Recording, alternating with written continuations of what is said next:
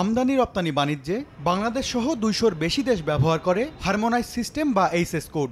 বাংলাদেশে এই কোড ৮ সংখ্যার। সমজাতীয় সব পণ্যের প্রথম ৪ সংখ্যা একই, পরের ৪ সংখ্যায় তুলে ধরা হয় পণ্যের সুনির্দিষ্ট পরিচিতি। এর ওপর ভিত্তি করে শুল্ক আদায় করে কাস্টমস।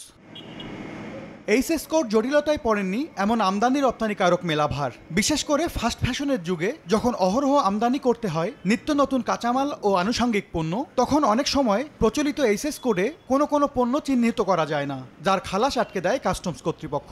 অনেক ক্ষেত্রে এইচএস কোড জটিলতা সমাধানে দীর্ঘসূত্রিতায় ক্রয়াদেশও হারান রপ্তানিকারক বা গুনতে হয় বড় অঙ্কের মাসুল।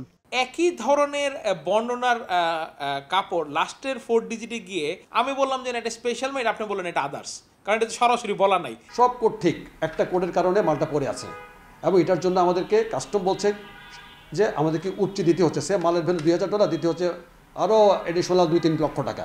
অবশ্য বন্ড লাইসেন্সধারী যারা পণ্য রপ্তানির শর্তে বিনা শুল্কে কাঁচামাল আমদানি করেন তাদের ক্ষেত্রে বিশেষ সুবিধা দিয়েছে এনবিআর। আমরা স্বস্তি বোধ করছি যে কাস্টমস যে আমাদের আননেসেসারি যে প্যারাশানি, যে আমাদের যে একটা কিছু টাকা মানে দিতে হয়, সেটা হয়তো দিতে হবে না। গেল ৯ সেপ্টেম্বর জারি করা এসআরওতে বলা হয়েছে এইচএস কোডের প্রথম ৪ সংখ্যা মিললেই পণ্য খালাস করা যাবে, আর কোনো কাঁচামাল এইচএস কোডে না পড়লে তা কাস্টমস বন্ড ম্যানেজমেন্ট সিস্টেমে যুক্ত করে সর্বোচ্চ ২ দিনের মধ্যে পণ্য খালাসের সুযোগ রাখা হয়েছে। পরেরটা না মিলে তাদের কারেকশন করে তখন এটা তাদেরকে অবশ্যই তার এইচএস কোডের বন্ড এটা অ্যাড করতে হবে। ফলে সে যে এটা ওই যে ফাঁকি দেওয়ার যে একটা তার প্ল্যানিং ছিল, এই প্ল্যানিংটা তার নষ্ট হবে। যে অসাধু কর্মকর্তারা আনডিউ বেনিফিটটা নিতেন, সেটা ওনারা এখন নিতে পারতেছে না।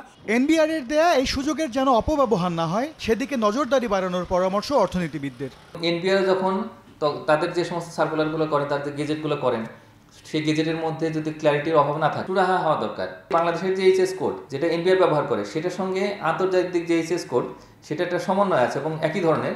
তো এইটা নিশ্চিত করতে পারলে আমি মনে করি যে এই সমস্যার একটা স্থায়ী সমাধান হবে। প্রায় ৫,০০০ গ্রুপে পণ্য শ্রেণীবদ্ধ করতে এইচএস কোড তৈরি করে World Customs Organization. M S Arifin, Somoy Sangbad, Dhaka.